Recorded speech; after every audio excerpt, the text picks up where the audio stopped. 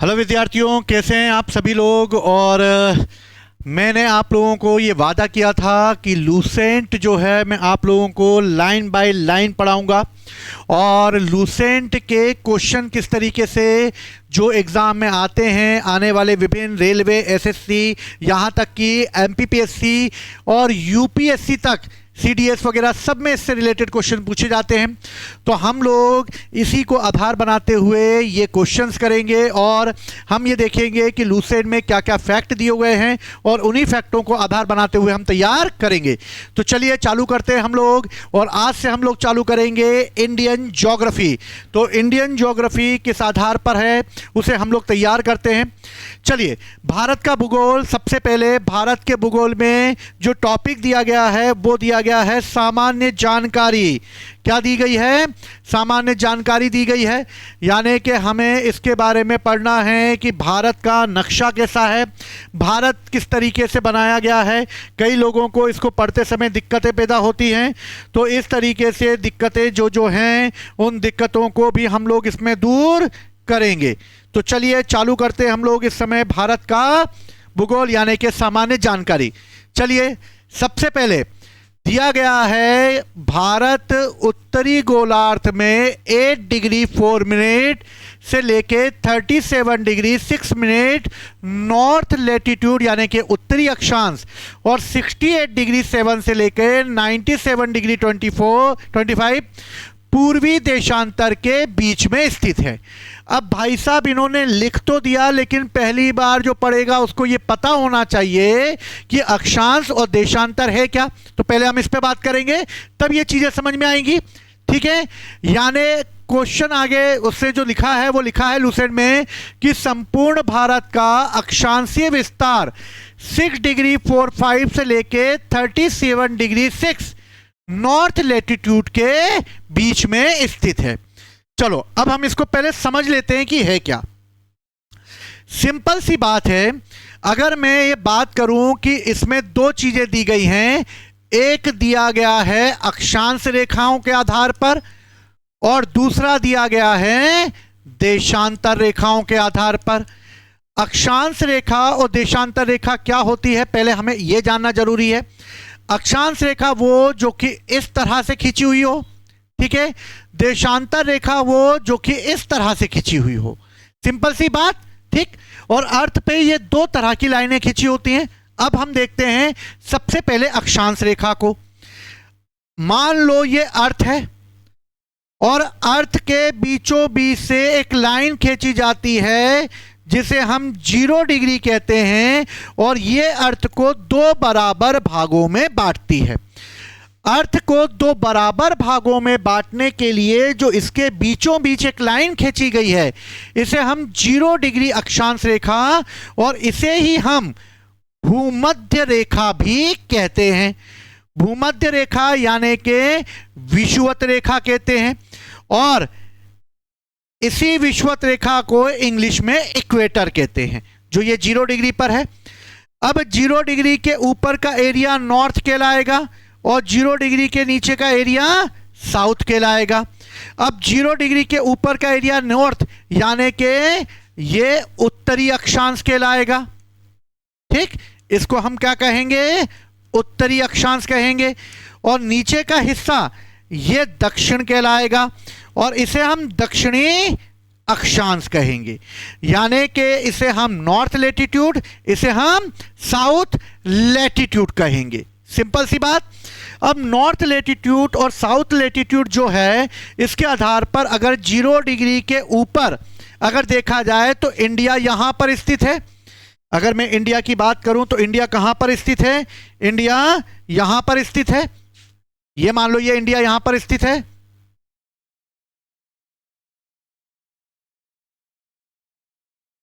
ठीक है। तो इंडिया जो है वो यहां पर स्थित है।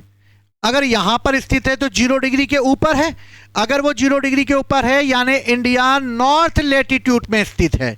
इसलिए इंडिया के बारे में क्या बोल रहा है? वो नॉर्थ गोलार्ध में स्थित है। नॉर्थ गोलार्ध में मतलब 0 डिग्री के ऊपर नॉर्थ यानी नॉर्थ गोलार्ध। 0 डिग्री के नीचे साउथ, साउथ गोलार्ध, और 0 डिग्री के ऊपर नॉर्थ गोलार्ध में है, यानी कि 8 डिग्री 4 मिनट। इसको हम बाद में देखेंगे।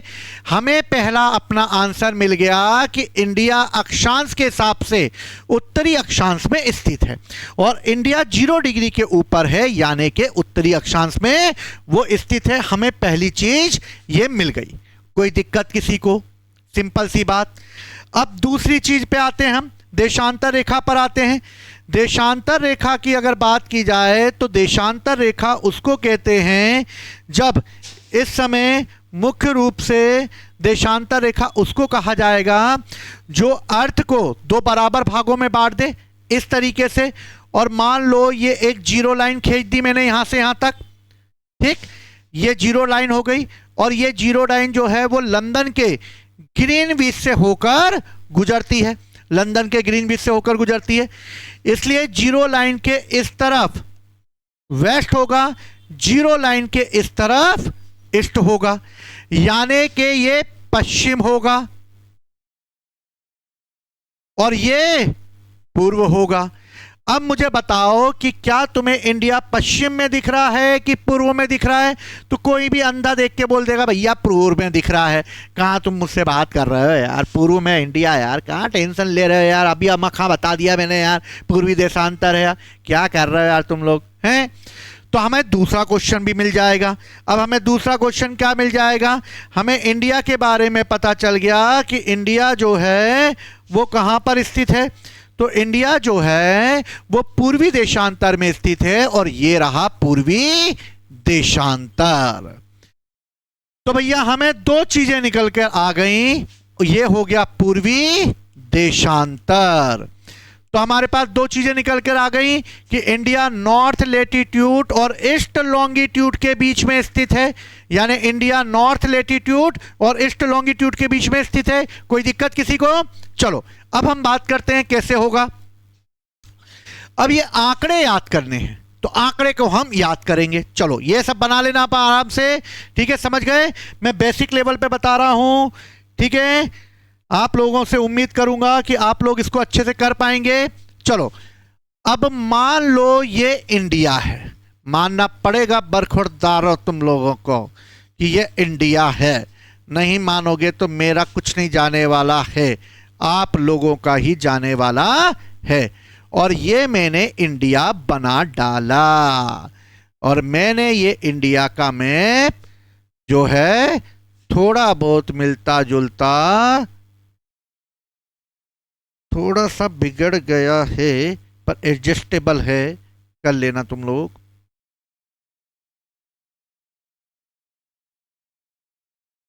ये मान लो इंडिया है। अब देखो मैंने तुम्हें स्टार्टिंग में बताया कि इंडिया जो है वो 0 डिग्री के ऊपर है, ये 0 डिग्री के ऊपर है। अब मैं 0 डिग्री के ऊपर जाऊंगा तो 0 डिग्री के ऊपर जाने का मैं 1 2 3 ऐसे करते करते जाऊंगा।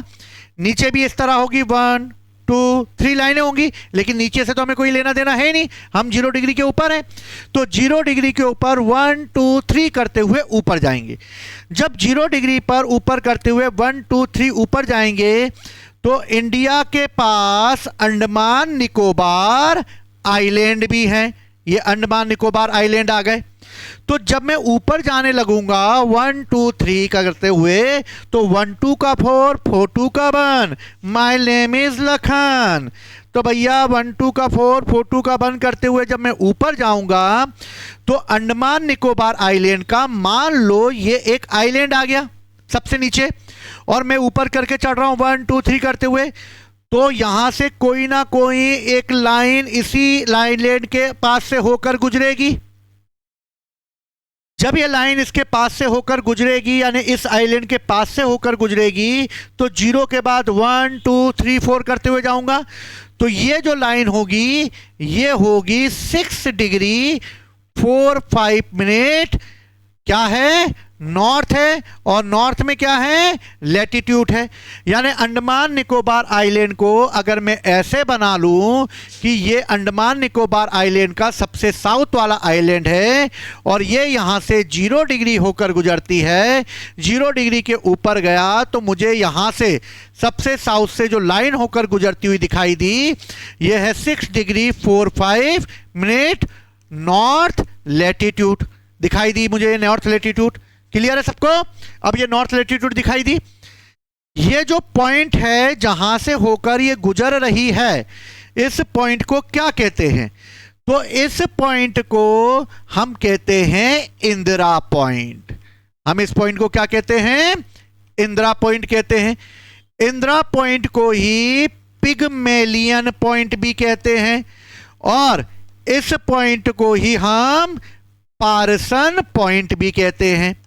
और जो ये आइलैंड है इसको हम कहते हैं ग्रेट निकोबार। और अंडमान निकोबार का सबसे साउथ वाला जो आइलैंड है उसे ग्रेट निकोबार कहा जाता है। और ग्रेट निकोबार के नीचे से जो लाइन गुजरती है उसे हम 6 डिग्री 45 मिनट नॉर्थ लैटिट्यूड कहते हैं। और जो पॉइंट है इसे हम इंदिरा पॉइंट, पिगमेलियन पॉइंट या पार्सन पॉइंट कहते हैं। यानी इंदिरा पॉइंट ग्रेट निकोबार में है, इंदिरा पॉइंट ग्रेट निकोबार में है और यह भारत का सबसे दक्षिणतम बिंदु है। तो भारत का सबसे दक्षिणतम बिंदु इंदिरा पॉइंट है, पिगमेलियन पॉइंट है। ठीक है, तो यहीं पर वो दिया गया है 6 डिग्री 45 मिनट। ठीक है, तो लिखा हुआ है संपूर्ण भारत का अक्षांशीय विस्तार 6 डिग्री 45 मिनट से लेकर 37 डिग्री 6 तक है। तो यहां तक तो हम पहुंच गए 6 डिग्री 45 मिनट, 6.45 मिनट। अब ऊपर बढ़ेंगे 6 के बाद, 6 के बाद क्या आएगा 7, 7 के बाद क्या आएगा 8, 8 के बाद क्या आएगा 9, ऐसे करते हुए बढ़ेंगे। और जब हम आगे बढ़ेंगे तो एक और लाइन मेनलैंड से होकर गुजरेगी, यहां से होकर गुजरेगी और ये होगा 8 डिग्री 4 मिनट। ये भी नॉर्थ में है इसलिए north latitude. 8 degree 4 minute north latitude, ये नॉर्थ लैटिट्यूड आ गया 8 डिग्री 4 मिनट नॉर्थ लैटिट्यूड। अब 8 डिग्री 4 नॉर्थ लैटिट्यूड के ऊपर जो है यहां पर ये जो पॉइंट है इस पॉइंट को कहते हैं केप कैमोरीन। केप कैमोरीन। और ये केप कैमोरीन कहां पर स्थित है? तो ये स्थित है कन्याकुमारी में। कन्याकुमारी कहां है? कन्याकुमारी तमिलनाडु में है। क्लियर? अब 8 डिग्री के ऊपर जाएंगे तो 8 के बाद 9, 10, 11, 12, 13, 14, 15, 16, 17, 18, 19, 20, 21, 22, 23 पे आके रुक जाना। और 23 पे जब आके रुक जाना तो 23.5 इंडिया के बीचों बीच से होकर गुजरेगा, जिसको हम 23.5 के नाम से जानेंगे। और इसे ही हम कहेंगे टॉपिक ऑफ कैंसर यानी के कर्क रेखा। तो कर्क रेखा इंडिया के बीचों बीच से होकर गुजरती है। अब हम कर्क रेखा 8 राज्यों से होकर गुजरती है, पढ़ेंगे हम इस सब को बाद में। ठीक है, जैसे जैसे लूसेंट आता जाएगा वैसे वैसे पढ़ते जाएंगे, क्योंकि ये चीजें बच्चों को समझाना बहुत जरूरी है, मतलब तुम लोगों को समझाना जरूरी है। ठीक है ना, वरना पता लगे मेरे बच्चे की बात कर रहे हो तुम लोग। चलो, तो 23.5 डिग्री से ऊपर जाएंगे तो भैया 23 के बाद 24, 25, 26, 27, 28 और ऐसे करते करते हम इंडिया के सबसे टॉप लेवल पर पहुंच जाएंगे। जब इंडिया के टॉप लेवल पर पहुंच जाएंगे तो जो ये टॉप लेवल है ये होगा 23 के बाद ऊपर बढ़ेंगे 24, 25 तो 37 डिग्री 6 मिनट नॉर्थ लैटिट्यूड। और जो ये लिखा हुआ था इसका मैंने सॉल्यूशन आप लोगों के सामने कर दिया। भारत उत्तरी गोलार्ध में स्थित है, ठीक है भैया, उत्तरी गोलार्ध में है। 8 डिग्री 4 मिनट से 37 डिग्री 6 मिनट नॉर्थ लैटिट्यूड में स्थित है। अब ये नॉर्थ लैटिट्यूड में स्थित है, तो नॉर्थ लैटिट्यूड में स्थित है मतलब कि 0 के ऊपर जाएंगे 1, 2, 3 करते हुए ये 6 डिग्री आ गया। ये 6 डिग्री अक्षांशीय विस्तार बोला था, लेकिन ये अंडमान निकोबार से, कहां से? इंदिरा पॉइंट, पिग्मेलियन पॉइंट से। इसके ऊपर जाएंगे तो 8 डिग्री 4, कहां से? केप कॉमेरी से। तो 8 डिग्री 4 से 376, तो 8 डिग्री 4 से 376 डिग्री नॉर्थ लैटिट्यूड में है। इंजॉय, समझ में आया?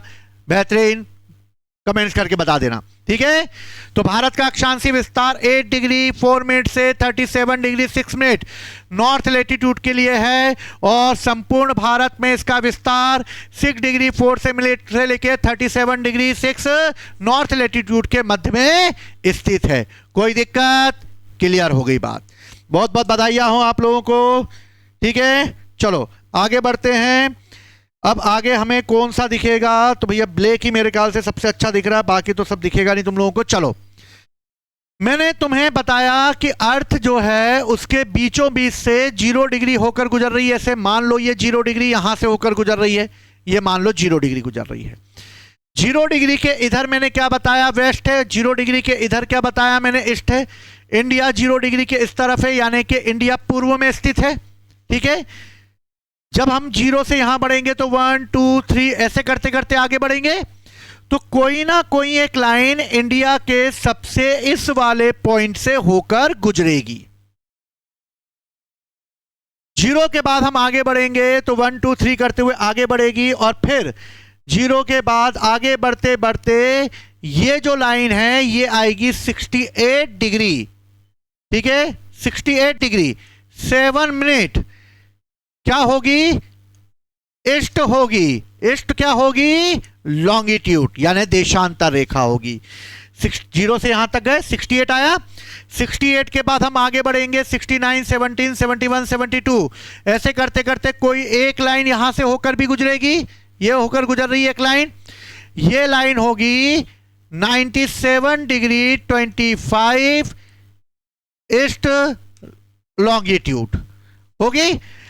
तो भैया पूर्वी देशांतर हमारे बीच में अगर निकालना हो तो इंडिया जो है वो 68 डिग्री 7 से लेकर 97 25 डिग्री के बीच में स्थित है। यहां पर उसका पूरा विस्तार 6 डिग्री 45 से लेकर 376 डिग्री, मेनलैंड में लेकर 84 डिग्री से लेकर 370 डिग्री, यहां पर 68 डिग्री 7 से लेकर 97 25 डिग्री के बीच में। तो भैया ये निकल आया इसका पूर्वी देशांतर, जो 68 डिग्री 7 से लेकर 97 25 पूर्वी देशांतर के बीच में स्थित है। तो पहली लाइन हमने क्रॉस कर ली। इसी में कंफ्यूजन होता है, कंफ्यूजन दूर। तो अब याद कैसे करें इसको?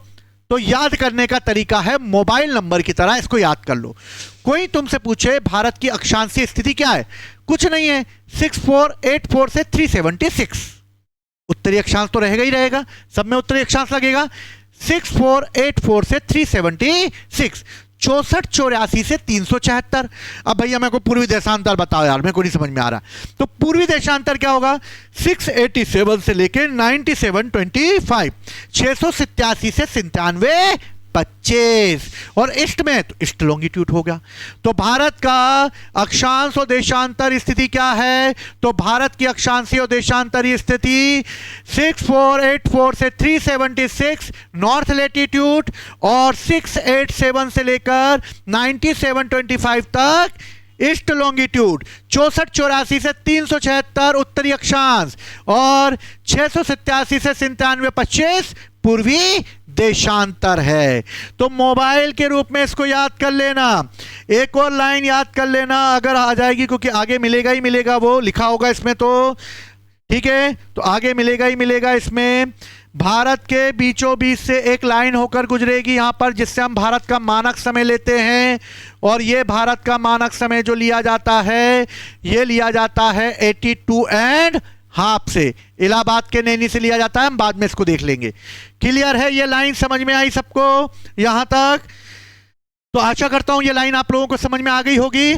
चलो, तो भारत जो है अगर देखा जाए तो दक्षिणी हिस्सा उष्णकटिबंधीय में और उत्तरी हिस्सा उपोष्ण कटिबंधीय या कोष्ट शीतोष्ण कटिबंध में स्थित है। इस बात को भी समझ लेते हैं। 0 डिग्री के ऊपर जाने पर 23.5 यानी इतना हिस्सा जो है, जो कि यहां पर सूरज की रोशनी डायरेक्ट पड़ती है, इसलिए डायरेक्ट पड़ने की वजह से ये सब टॉपिकल यानी कि उष्णकटिबंधीय क्षेत्र है। ये उष्णकटिबंधीय क्षेत्र है, दक्षिणी हिस्सा उष्णकटिबंधीय में आता है। ये उष्णकटिबंधीय में क्योंकि सूरज की रोशनी डायरेक्ट पड़ती है। अब इसके ऊपर जाते हैं तो 23.5 से 68N7 तक ये वाला हिस्सा जो है वो उष्णकटिबंधीय में आता है, लेकिन इसके ऊपर 23 के ऊपर सूरज की रोशनी तिरछी हो जाती है। तिरछी हो जाती है यानी कि यहां पर सूर्य की रोशनी डायरेक्ट ना आकर तिरछे रूप में आती है। तो उत्तरी भाग जो है वो शीतोष्ण कटिबंध में आता है। ये किस में आता है? शीतोष्ण कटिबंध में आता है। और ये काय में आता है? नीचे वाला भाग उष्णकटिबंध में आता है। तो यही वो बताना चाह रहा है, दक्षिणी हिस्सा उष्णकटिबंधी में और उत्तरी हिस्सा उपोष्ण, शीतोष्ण को उपोष्ण भी कहते हैं, कोष्ठ शीतोष्ण कटिबंध में स्थित है। तो आशा करता हूं आप लोगों को ये 2 लाइनें समझ में आई होंगी। पहले इसको समझना इंपॉर्टेंट है, फिर मैं इसके बाद आगे की ज्योग्राफी आप लोगों के सामने लेकर आऊंगा। इसी तरह मैपिंग के थ्रू आप अपने नोट्स बनाते हुए चलिए, तैयार रहिए सुमित मंगल यानी कि मेरे साथ, और बाकी चीजें हम लोग करते रहेंगे आने वाली क्लासों में। तो आज इसी में समाप्त करते हैं। थोड़ा पढ़ेंगे, अच्छा पढ़ेंगे, यही उद्देश्य है हमारा। जय हिंद, जय भारत।